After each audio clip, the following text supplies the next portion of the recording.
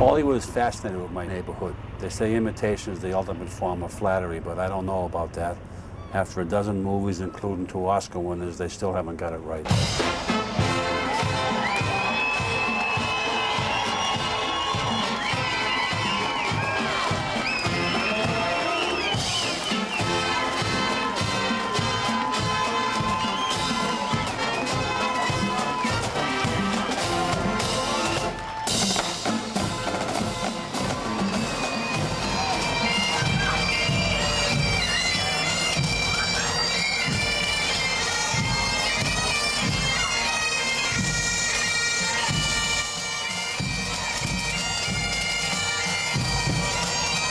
I'm Pat Mead. I was born in Osmoke, Ireland, raised in South Boston.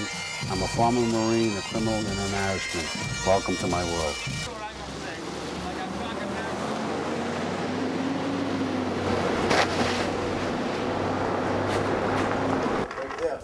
Hey, Pat, you wouldn't have to be shoveling if we had a driveway in the suburbs.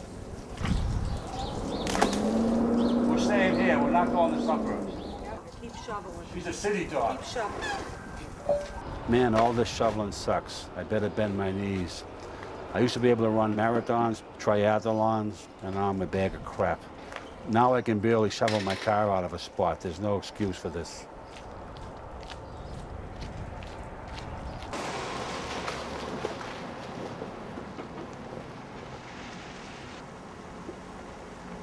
I'm going to my buddy Peter Walsh's boxing gym.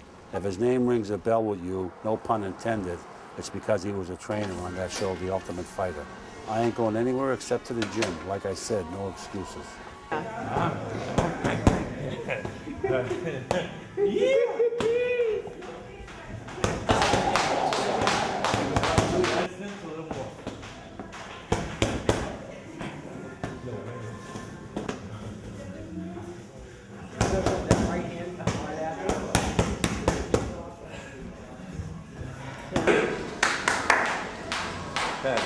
That's you.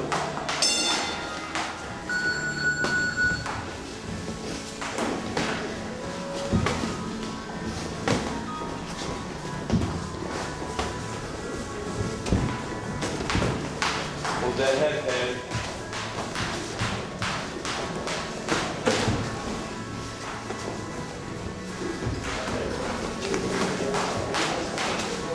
Let it go, Pat. Let it go.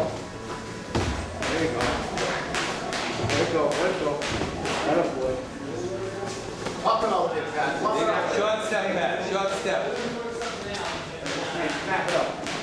You're breathing, Pat. You're breathing. Drop your right.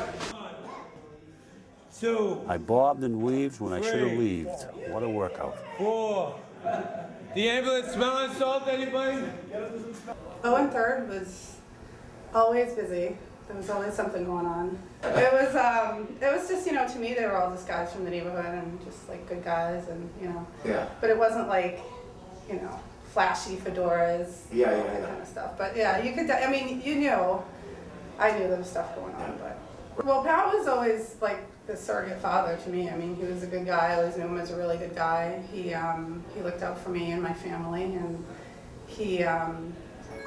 I just always knew him as a good guy. I knew a lot of people respected him. That's my friend Jen. She's part of the original African-American family of Celtic. Hollywood and the media would have you believe we're xenophobes, that we don't accept blacks, Jews, or gays. That couldn't be further from the truth. Just ask Jen. She's writing a book about her unique experience. Oprah, are you listening? Here we go. One of those days. The building was built about over 100 years ago, and it was built for recreation purposes. When people came home from work, they could come down, go for a swim, take a saltwater shower, which we don't have those anymore, but we do have outdoor showers. Go up to the solarium, catch some sun on the weekends, and it was generally a place where just people would, we promoted health and well-being and friendship down here. That's another friend of mine, Freddie Ahern. He used to play in the National Hockey League. Now that he's retired, he's a director here. He's just a man for the job. Oh yeah, did I mention he's also from Celtic? The Brownies got a hold of me and convinced me that the best thing for soreness is a nice dip in the cold water. What the hell, I'll try anything once. All right, guys, on the count of 3, we go. Ready? 1, 2, 3.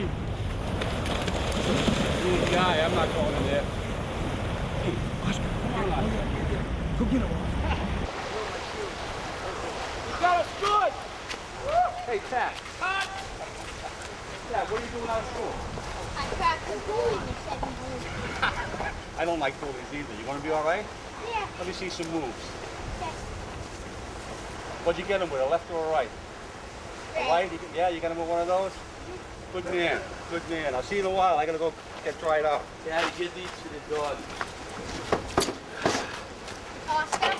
South Boston. Down here we had cigarette warehouses, liquor warehouses, fur storage, you had clothing, whatever the suits were back in the day, slacks, women's dresses. Women's dresses were big. No, but if I could find the actual building, Charlie, when they repaired the hole we made in the wall, the new brick looks totally different than the old brick. So you can see where we went through the wall. Go back about 25 years, and Pat's always been around the boxing gym and the game, and just always been a fixture in our community. We look up to him. That was a good session today. Good job. I'm a little banged up from sparring with you. That's right, you did fine. I'm way out of my league. Are you kidding me? A couple But it of was months of fun. that, you'll be ready for the biking season. Yeah. How's the UFC stuff going? It's going good. It's going good. We're working with a guy who's ready to fight for a title. Who is he? Kenny Florian, number Okay, one yeah, in I've the heard world. of him. He's gonna Yeah. fight BJ Penn in Philly, August 8th. So Beautiful. Yeah. You're training him. yeah, Yeah. in the boxing, I'm training him man. on the boxing. Good man. Well, you definitely know the boxing. Yeah. Yeah. How long is it it's a whole page?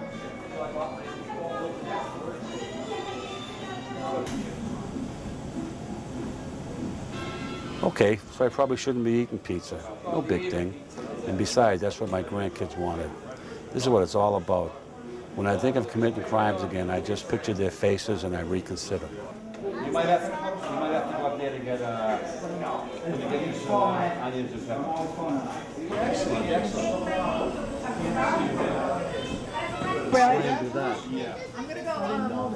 Leslie's got a water script that she wrote. I'm a dress for work. I'm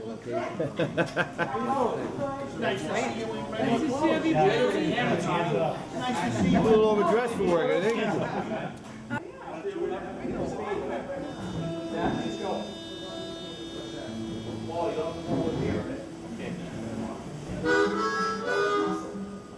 Paul Butterfield, I'm not.